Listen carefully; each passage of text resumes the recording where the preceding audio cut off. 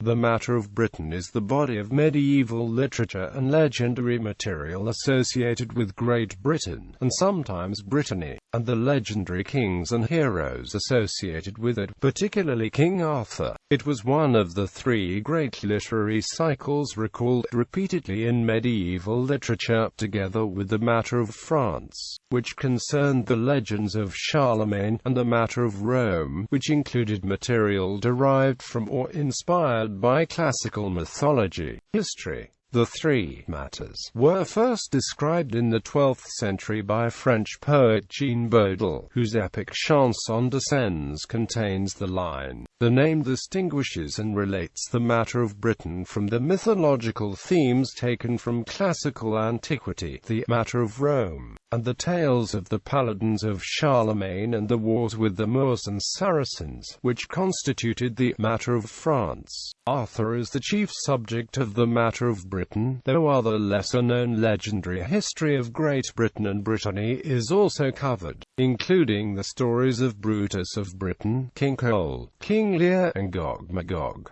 Themes and subjects. Legendary history of Britain. It could be said that the legendary history of Britain was created in part to form a body of patriotic myth for the country. Several agendas thus can be seen in this body of literature. The Historia Brittonum, the earliest known source of the story of Brutus of Britain, may have been devised to create a distinguished genealogy for a number of Welsh princes in the 9th century. Traditionally attributed to Nennius, its actual compiler is unknown. It exists in several recensions. This tale went on to achieve greater currency because its inventor linked Brutus to the diaspora of heroes that followed the Trojan War, and thus provided raw material which later mythographers such as Geoffrey of Monmouth, Michael Drayton, and John Milton could draw upon, linking the settlement of Britain to the heroic age of Greek literature, for the several and diverse literary purposes. As such, this material could be used for patriotic myth-making just as Virgil linked the mythical founding of Rome to the Trojan War in the Aeneid. Geoffrey of Monmouth also introduced the fanciful claim that the Trinovantes, reported by Tacitus as dwelling in the area of London, had a name he interpreted as Troinovant, New Troy. More speculative claims link Welsh mythology with several of the rulers and incidents compiled by Geoffrey of Monmouth in his Historia Regum Britanniae. It has been suggested, for instance, that Lear of Britain, who later became Shakespeare's King Lear, was originally the Welsh sea god Llyr. Various Celtic deities have been identified with characters from Arthurian literature as well. Morgan Le Fay was often thought to have originally been the Welsh goddess Modron. Many of these identifications come from the speculative comparative religion of the late 19th century, and have been questioned in more recent years. William Shakespeare was interested in the legendary history of Britain, and was familiar with some of its more obscure byways.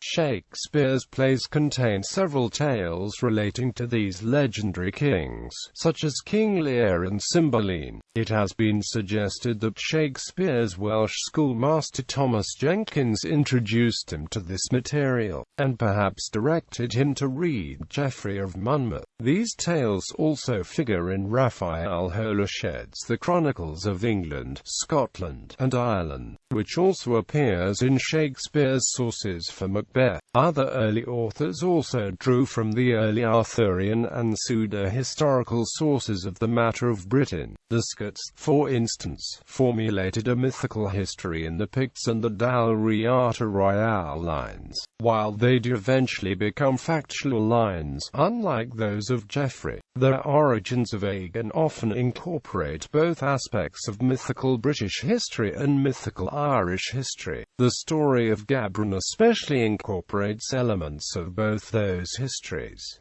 Arthurian Cycle. The Arthurian literary cycle is the best-known part of the matter of Britain. It has succeeded largely because it tells two interlocking stories that have intrigued many later authors. One concerns Camelot, usually envisioned as a doomed utopia of chivalric virtue, undone by the fatal flaws of Arthur and Sir Lancelot. The other concerns the quests of the various knights to achieve the Holy Grail. Some succeed, and others fail. The medieval tale of Arthur and his knights is full of Christian themes. Those themes involve the destruction of human plans for virtue by the moral failures of the characters, and the quest for an important Christian relic. Finally, the relationships between the characters invited treatment in the tradition of courtly love, such as Lancelot and Guinevere, or Tristan and Isolde. In more recent years, the trend has been to attempt to link the tales of King Arthur and his knights with Celtic mythology, usually in highly romanticized, early 20th century reconstructed versions.